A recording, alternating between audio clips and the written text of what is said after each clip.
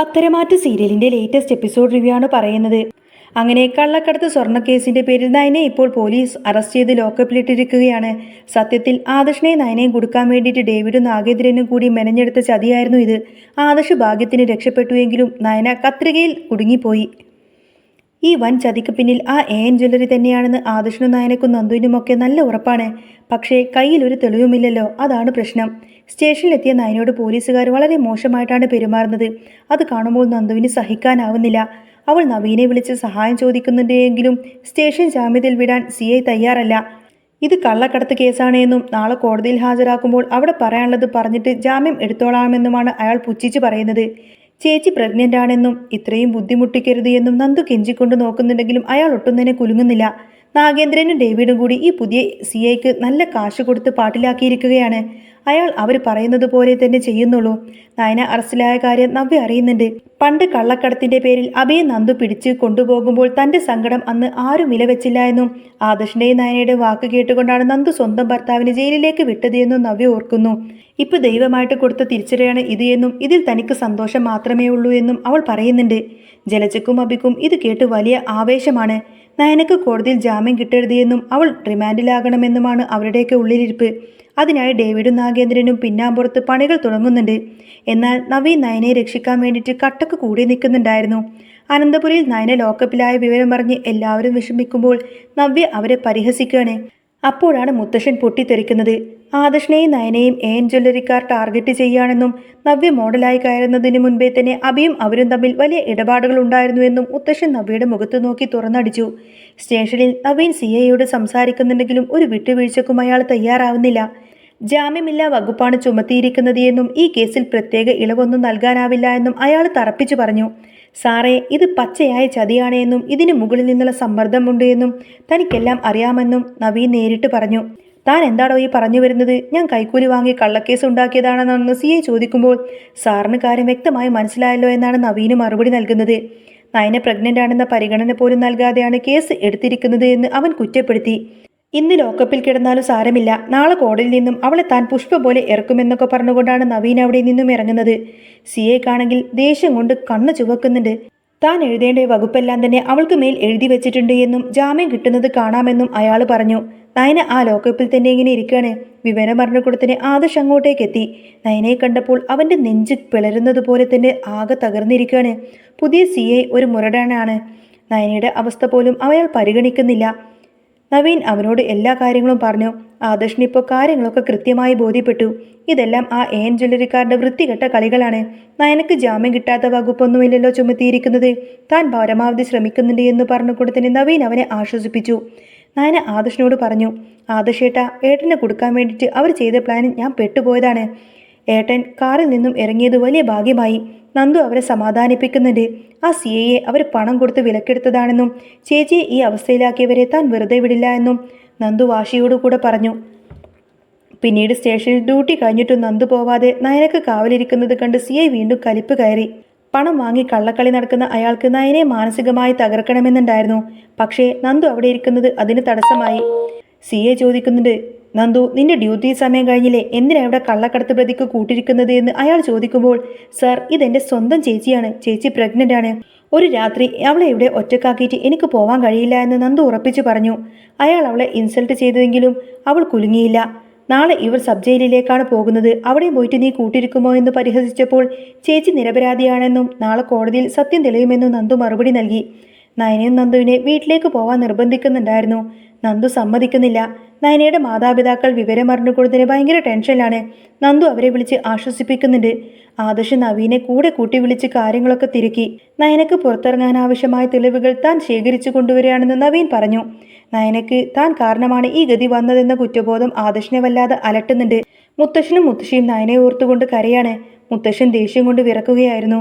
താൻ സ്റ്റേഷനിൽ ചെന്ന് ആ CI കണ്ട് 2 കൊടുക്കുമെന്നും ഇതിന് പിന്നിൽ കളിച്ചവരെ വെറുതെ വിടില്ല എന്നും അദ്ദേഹം വാശി പിടിക്കുന്നുണ്ട്. എന്ത് വില കൊടുത്തും തൻ്റെ മോളെ പുറത്തിറക്കുമെന്ന് അദ്ദേഹം ഉറപ്പു നൽകി. ഈ കുടുംബത്തിലെ തന്നെ ചിലർ AN ജ്വല്ലറിക്കാർക്ക് ചാരപ്പണി ചെയ്യുന്നുണ്ട് എന്നും അവരെ താൻ വീട്ടിൽ നിന്നും അടിച്ചു പുറത്താക്കുമെന്നും അദ്ദേഹം മുത്തശ്ശനോട് പറഞ്ഞു. ഇതേ സമയം നവ്യയുടെ മനസ്സിൽ പല ചിന്തകളായിരിക്കും. മുത്തശ്ശൻ പറഞ്ഞ അഭിയെക്കുറിച്ചുള്ള കാര്യങ്ങൾ അവൾക്ക് നല്ല സംശയമുണ്ടായിരുന്നു. അഭയും ചന്തുമോളും തമ്മിലുള്ള ആ ഒരു DNA ടെസ്റ്റ് നടത്താൻ വേണ്ടിയിട്ട് അവൾ ഒരു കൂട്ടുകാരിയെ ഏൽപ്പിക്കുന്നു. ആ റിസൾട്ട് അന്വേഷിക്കാൻ അവൾ ഫ്രണ്ട്സിനെ വിളിച്ചു. വാട്സപ്പിൽ വന്ന ആ ഒരു റിസൾട്ട് കണ്ട നവ്യ ശരിക്കും വന്ന് ബോധം കെട്ടുപോകുന്ന അവസ്ഥയിലാണ്. ചന്തുമോളുടെ യഥാർത്ഥ അച്ഛൻ അഭി തന്നെയാണെന്ന് ആ ഒരു DNA ടെസ്റ്റ് റിസൾട്ടിൽ വ്യക്തമായി തന്നെ കൃത്യമായി രേഖപ്പെടുത്തിയിരുന്നു. ഇത്രയും കാലം താൻ വിഡ്ഢിയാകുകയായിരുന്നുവെന്നും നവ്യ തിരിച്ചറിഞ്ഞു. മുത്തശ്ശൻ പറഞ്ഞത് എത്രയോ സത്യമാണ്. ആദർശും നയനയും എത്രമാത്രം ത്യാഗമാണ് തനിക്ക് വേണ്ടി ചെയ്തത് എന്ന സത്യം നവ്യ മനസ്സിലാക്കി. അവൾ ഉടനെ മുത്തശ്ശനോട് മാപ്പ് ചോദിച്ചു. താൻ ജ്വല്ലറിയിൽ മോഡലായി പോകുന്നതിന് മുൻപ് തന്നെ അഭിക്ക് അവരുമായി ബന്ധമുണ്ടായിരുന്നുവെന്നും അവൾ സത്യം തിരിച്ചറിഞ്ഞു. തൻ്റെ അനിയത്തി നയനെ ഈ അവസ്ഥയിലാക്കിയ ഡേവിഡിനോടും അഭിയോടും അവൾക്ക് വലിയ പകയായി മാറി. അവൾ നവീനെ വിളിച്ച് എല്ലാ സത്യങ്ങളും പറഞ്ഞു. ആദർശും സജീവമായി തന്നെ രംഗത്തുണ്ട്. സാവറയുടെ സഹായത്തോടു കൂടി തന്നെ അഭിയും ഡേവിഡും തമ്മിലുള്ള ആ ഒരു കോൾ റെക്കോർഡിങ്സ് എല്ലാം തന്നെ അവർ കൈക്കലാക്കി. സ്വർണം ആദർശിന്റെ വണ്ടിയിൽ വെച്ചത് തങ്ങളാണ് എന്നും പ്ലാൻ വിജയിച്ചുവെന്നും അവർ സംസാരിക്കുന്നത് അതിൽ വ്യക്തമായി തന്നെ കേൾക്കുന്നുണ്ടായിരുന്നു. പിറ്റേന്ന് കോടതിയിൽ നവീൻ ഈ തെളിവുകളെല്ലാം തന്നെ നിരത്തുമ്പോൾ നയനക്ക് നിഷ്പ്രയാസം ജാമ്യം ലഭിച്ചു. അന്വേഷണം ഇപ്പോൾ ജ്വല്ലറിയിലേക്കാണ് നീങ്ങുന്നത്. നവ്യ ഇപ്പോൾ ആദർശിന്റെയും നവനയുടെയും പക്ഷത്തായിരിക്കുന്നു. താൻ തുടർന്നും അവിടെ മോഡലായി പോയി എല്ലാ രഹസ്യങ്ങളും ചോർത്തുമെന്നും അവൾ പറഞ്ഞു. ജ്വല്ലറിയിൽ നടക്കുന്ന അഴിമതികളും കള്ളത്തരങ്ങളും വെളിച്ചത്ത് കൊണ്ടുവരാൻ നവ്യയും മാളവികയും കൈകോർത്തു. അന്വേഷണത്തിൽ നാഗേന്ദ്രനാണ് യഥാർത്ഥ ഓണർ എന്ന് നവ്യ കണ്ടെത്തി. വർഷങ്ങൾക്ക് മുൻപ് മുത്തശ്ശൻ തറവാട്ടിൽ നിന്നും പുറത്താക്കിയ നാഗേന്ദ്രൻ ജലജയുടെ ഭർത്താവും അബിയുടെ അച്ഛനുമാണ് എന്ന ആ ഒരു വലിയ സത്യം അവൾ തിരിച്ചറിഞ്ഞു. അവന്തികയാണ് വീട്ടിലെ വിവരങ്ങളെല്ലാം തന്നെ നാഗേന്ദ്രന് ചോർത്തിക്കൊടുക്കുന്നത് എന്നും അവൾ കണ്ടെത്തി. ഈ വൻ ചതിക്ക് പിന്നിൽ എല്ലാവരും ഉണ്ട് എന്ന് ഉറപ്പായതോടുകൂടി തന്നെ ആദർശും നയനയും നന്ദുവും നവ്യയൊക്കെ ചേർന്നുകൊണ്ട് തന്നെ അവരെ പൂട്ടാൻ തീരുമാനിച്ചു. അന്വേഷണത്തിനൊടുവിൽ ജ്വല്ലറി പൂട്ടി. അബിയെയും നാഗേന്ദ്രനെയും ഡേവിഡിനെയും പോലീസ് പൊക്കി. ചന്തുമോളുടെ അച്ഛൻ അഭി തന്നെയാണെന്ന സത്യം എല്ലാവരുടെയും മുൻപിൽ വെച്ചുകൊണ്ട് തന്നെ നവ്യ വിളിച്ചു പറഞ്ഞു. മുത്തശ്ശന്റെ ആഗ്രഹം പോലെ തന്നെ ആദർശ് തന്റെ ശത്രുക്കളെയെല്ലാം തകർത്തുകൊണ്ട് തന്നെ അഭിമാനത്തോടു കൂടി തന്നെ അനന്തപുരിയിലേക്ക് തിരിച്ചെത്തി. അനന്തപുരി തറവാട്ടിൽ ആദർശും നയനയും തിരിച്ചെത്തിയതോടുകൂടി ആ പഴയ ശത്രുതയുടെ കാർമേഘങ്ങളൊക്കെ ഒഴിഞ്ഞുപോയി. നയനയുടെ നിരപരാധിത്വം തെളിഞ്ഞതും ചന്തുമോളുടെ അച്ഛൻ അഭി തന്നെയാണെന്ന ആ ഒരു സത്യം നവ്യ അംഗീകരിച്ചതും കുടുംബത്തിൽ പുതിയൊരു ഐക്യമുണ്ടാക്കി. എന്നാൽ നിയമത്തിന്റെ പിടിയിൽ നിന്നും തലനാരിഴയ്ക്ക് രക്ഷപ്പെട്ട നാഗേന്ദ്രനും ഡേവിഡും തൻ്റെ പതനത്തിന് പകരം വീട്ടാൻ ഒളിസങ്കേതത്തിലിരുന്നു കൊണ്ട് തന്നെ അവസാനത്തെ ചതി ഒരുക്കുകയായിരുന്നു. ജ്വല്ലറി പൂട്ടിയതോടുകൂടി തന്നെ തകർന്നുപോയ നാഗേന്ദ്രൻ തൻ്റെ സാമ്രാജ്യം നശിപ്പിച്ച ആദർശിനെയും അതിന് കൂട്ടിനിന്ന നവ്യയും ഇല്ലാതാക്കാൻ തന്നെ തീരുമാനിച്ചു. ഒരു രാത്രിയിൽ തറവാട്ടിലെ എല്ലാവരും ഉറങ്ങിക്കിടക്കുമ്പോൾ അവന്തികയുടെ സഹായത്തോടു കൂടി തന്നെ ഗുണ്ടകൾ വീട്ടിലേക്ക് കടക്കാൻ ശ്രമിച്ചു. എന്നാൽ മാനസാന്തരമുണ്ടായ നവ്യ അവന്തികയുടെ സംശയാസ്പദമായ നീക്കങ്ങൾ നേരത്തെ തന്നെ ശ്രദ്ധിച്ചിരുന്നു. അവന്തിക ആരോട് രഹസ്യമായി ഫോണിൽ സംസാരിക്കുന്നത് കേട്ട നവ്യ ഉടനെ തന്നെ ആദർശിനെയും നന്ദുവിനെയും വിവരം അറിയിച്ചു. ഗുണ്ടകൾ ആയുധങ്ങളുമായി എത്തുമ്പോഴേക്കും നന്ദുവും പോലീസും തറവാട് വളഞ്ഞിരുന്നു. സ്വന്തം മകളെയും കുടുംബത്തെയും കൊല്ലാൻ തുനിഞ്ഞ നാഗേന്ദ്രന്റെ ക്രൂരത കണ്ട് ജലജ പോലും തകർന്നുപോയി. പോലീസുമായിട്ടുള്ള ഏറ്റുമുട്ടലിൽ നാഗേന്ദ്രനും ഡേവിഡും പിടിയിലായതോടുകൂടി തന്നെ ആദർശിന്റെയും നയനയുടെയും പോരാട്ടം പൂർണ്ണമായി വിജയിച്ചു. നയനയുടെ പ്രസവ സമയത്ത് തറവാട് മുഴുവൻ ആശുപത്രിയിൽ ഒത്തുകൂടി. ഒരു ആൺകുഞ്ഞിന് നയന ജന്മം നൽകിയപ്പോൾ മുത്തശ്ശന്റെ കണ്ണുകൾ സന്തോഷം കൊണ്ട് നിറഞ്ഞു.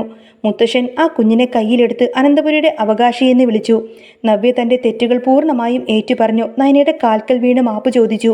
നയന അവളെ കെട്ടിപ്പിടിച്ച് എല്ലാം ക്ഷമിച്ചതായി അറിയിച്ചു. അഭി ജയിലിലായി എങ്കിലും ചന്തുമോളെ തന്റെ സ്വന്തം മകളായി വളർത്താൻ നവ്യ തീരുമാനിച്ചിരുന്നു. ആദർശും നയനയും ആ കുഞ്ഞിന്റെ സംരക്ഷണം ഏറ്റെടുത്തു. വർഷങ്ങൾക്ക് ശേഷം അനന്തപുരി തറവാടിന്റെ ഉമ്മർത്ത് ആദർശും നയനയും തങ്ങളുടെ കുഞ്ഞിനോടൊപ്പം തന്നെ ഇരിക്കുമ്പോൾ പഴയ കൈപ്പേറിയ ആ ഓർമ്മകളെല്ലാം തന്നെ മാഞ്ഞുപോയിരുന്നു. പത്തരമാറ്റ് പോലെ ശുദ്ധമായ സ്നേഹത്തിലൂടെ അവർ തങ്ങളുടെ ജീവിതം തിരിച്ചു പിടിച്ചു. ചതിയും വഞ്ചനയും തകർക്കാൻ നോക്കിയ ആ ഒരു കുടുംബം സ്നേഹത്തിന്റെ പുതിയൊരു ചിത്രം എഴുതി ചേർത്തു.